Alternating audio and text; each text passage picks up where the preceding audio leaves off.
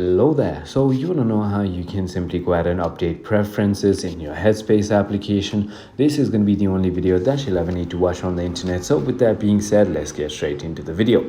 So if you want to go ahead and update the in-app preferences like the session length or the teachers you want to learn from, you can simply go ahead and open the application itself and then simply head into a course that you would like to join. So for example, let me just go into a meditation course. So let's just find something. So for example, let's say I want to do sleep course, right? I'm going to tap on it and then I can simply go ahead and scroll down until I find a teacher. So let me just get into breathing. All right, there you go. Now once I've done that, as you can see, there's going to be your guide. You can simply go ahead and choose a bunch of guides. You could also simply go ahead and choose multiple time frames if you want to.